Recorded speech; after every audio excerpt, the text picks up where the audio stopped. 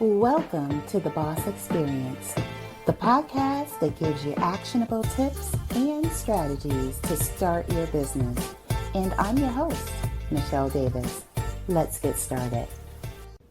In this episode, I want to discuss branding. Basically, what does it mean to develop a brand for your business? I want to start by focusing on kind of the visual elements, because I think people kind of starting out in business really get stuck with the visual elements, and I'll cover brand identity in a future episode. So let's talk about the elements of a visual brand identity. And one thing I just want to say is one of the big things I think I would have done different if I was starting my business today, knowing what I know now, is when I started my first company, Marketing Gym Solutions, I would have focused more on developing Michele Davis as the face of that company as opposed to pushing the company. And what I mean by that is, I think when you are starting your business, you think that, if I'm starting an agency, and if you don't know anything about me or you're tuning in for the first time, Marketing Gym Solutions was how I started out. It was a social media marketing and management, branding and website development agency is how I started off initially. And now I've since evolved my business into coaching. And when I started Marketing Gym Solutions, my focus was just this logo. That was the image that I had across the board. Everywhere Marketing Gym Solutions kind of showed up. And if I was doing things today, if I was starting my business today, I would have put myself as the face of my company. And I did not do that initially. So on the one hand, I feel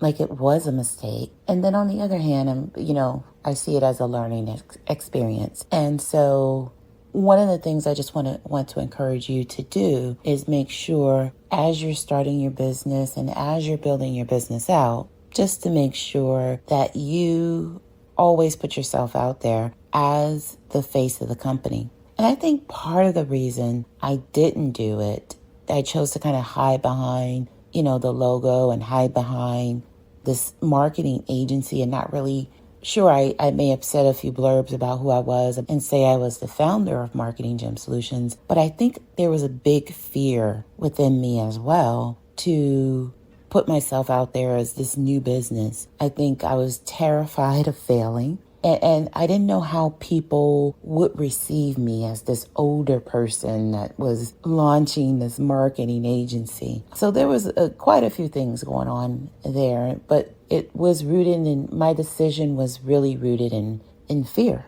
And so what I want to encourage you to do is to not root your decisions in fear. I want you to be fearless. I want you to start your business fearless. And I want you to build your brand and build out your business fearlessly.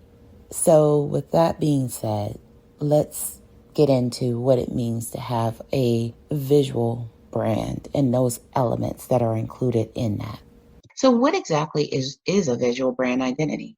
Your visual brand identity includes your name and domain name, social media usernames, logo, color palette, website, font, and these visual elements of your brand help potential clients and followers recognize your content online when they see it on social media and other places that you show up online. So the first thing you want to do is establish a name. So in some cases, if you don't have a business name already, you want to establish one if you're just starting out. And if you have a business name and you're working on creating your personal brand, you want to focus on developing your personal brand and establishing your name as your brand.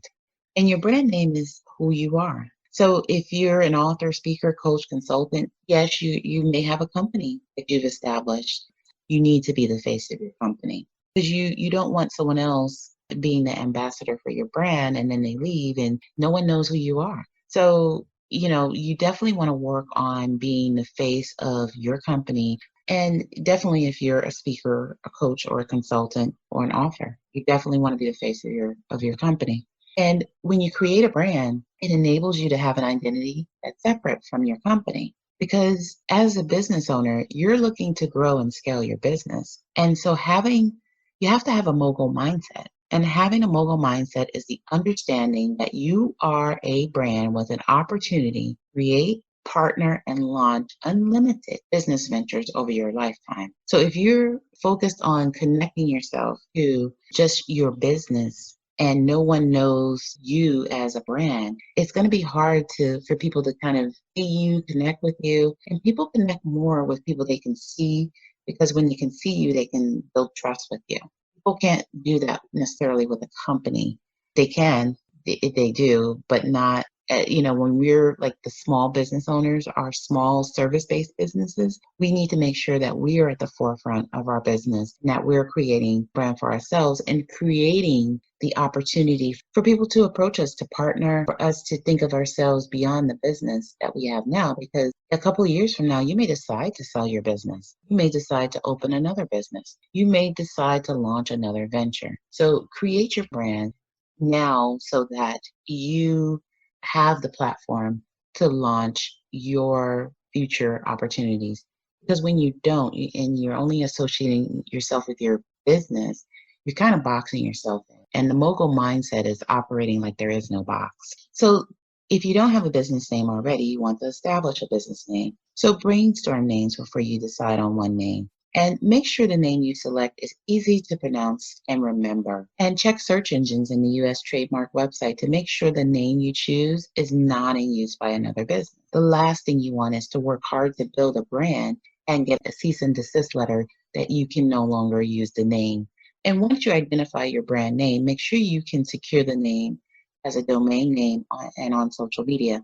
That's why it's so important to cohesively create your brand and to really plan out the different elements of your brand. The next thing you want to do is to claim a domain name. So you want to make sure the name that you use, the domain name that you use, is the same as your brand name.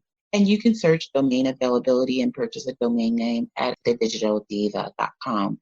And on that platform, we sell WordPress sites, we sell website builders, and we sell domain names. So in addition to being able to search if a domain is available, we also give you some alternative names you can use if your domain isn't available. So it's important to plan everything out so that before you finalize anything and purchase a domain name, it's clear that your name is available in the same spelling as your domain name and the other elements of your brand as well. And then take that domain name and create a professional email address. There's nothing that it gives someone kind of the feeling of mistrust and feeling like the business you're about to do business with is not an established business. And, being an entrepreneur, I know that a lot of businesses kind of sprout up. They're here today, gone tomorrow. And people want to know that you're here to stay and that you're established. So take the time to create this professional email address with using your domain name so that people see the name of your business and they see that you've taken the time to create a professional image. Just like you can purchase a domain name at thedigitaldiva.com, you can also purchase an email as well. The next thing you want to do is secure your social media username. So you want to look at, what name have you chosen? As you're looking to purchase, secure your domain name and grab your social media username, that you can make sure that you're getting these names in the same spelling. And with social media, you have to make sure it's the same casing, there's no extra underscores, and that your social media username is exactly the way your name appears. Because when you create different variations of your name and of your social media username, and it's not identical to your brand name, it's going to be hard for people to find you.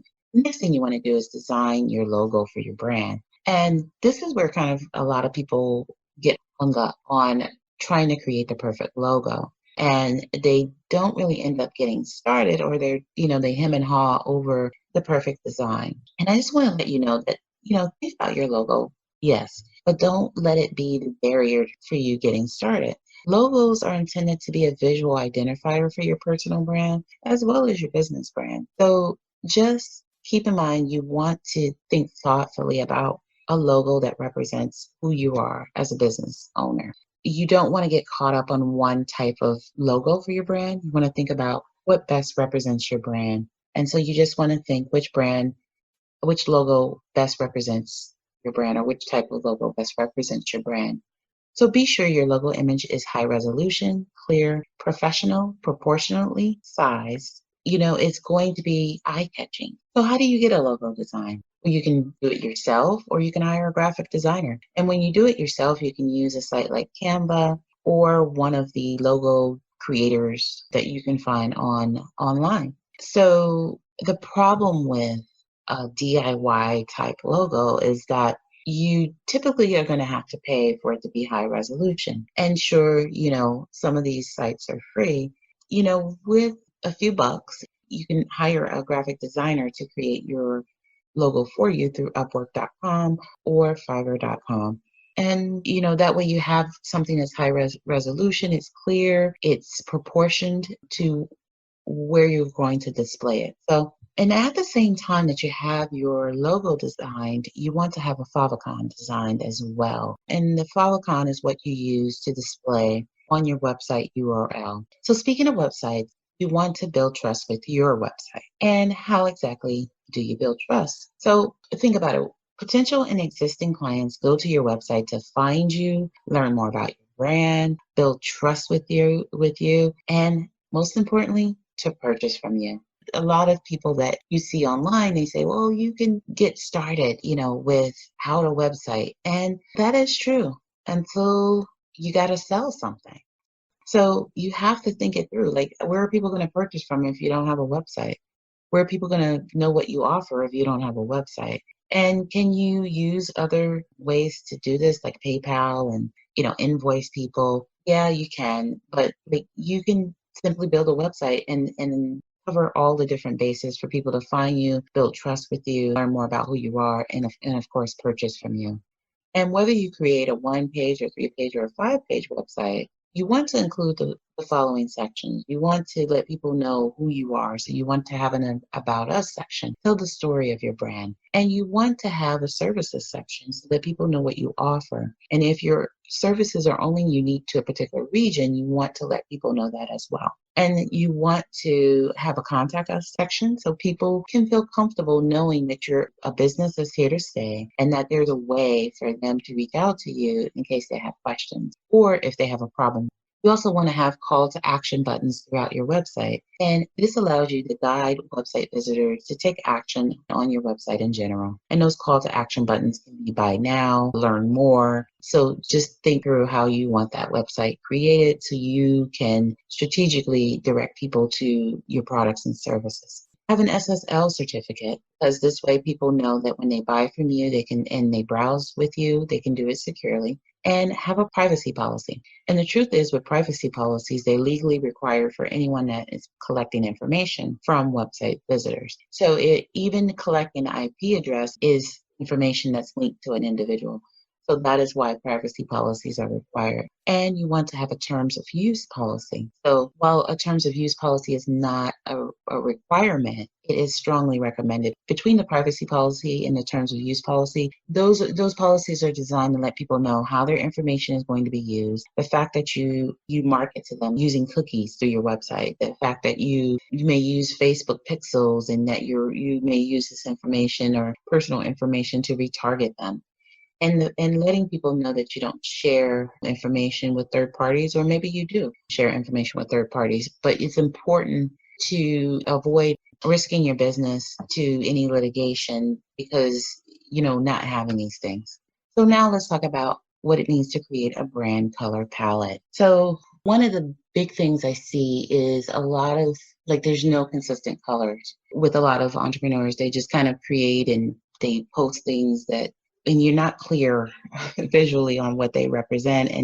And when you are using colors, there's psychological implications of colors, right? So what color you use, represents something. When you're using 20 different colors to represent your brand, that means you're creating 20 different implications of, feeling and emotions with it. So it gets very confusing, not to mention it really doesn't look good So you want your brand colors to be consistent. And you can use resources like Coolers, Color Lovers, and a color option that you can find through Adobe. And when you create your colors, you want to make sure that you have your hex code, which is in 6 alphanumeric characters. You want your RGB saturation, which is your red, blue, green saturation, and your CMYK, which is your cyan, magenta, yellow, and black saturation, so that creating images for use online or you're creating marketing materials offline, you have the exact coding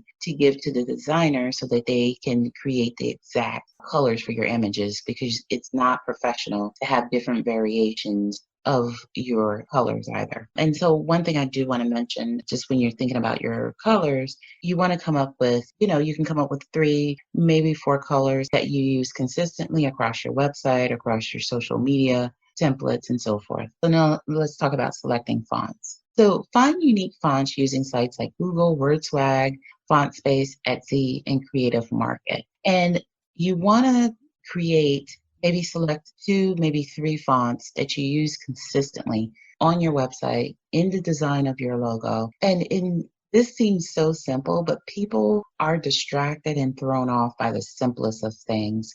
And so when you're consistent in your fonts and you're consistent in how you represent yourself, people can connect and remember you. So fonts don't seem like it's important, but it does matter, because you don't want to throw people off. You want to have a cohesive brand and make sure you're consistent in your marketing materials, your website, your logo, everything that represents your brand.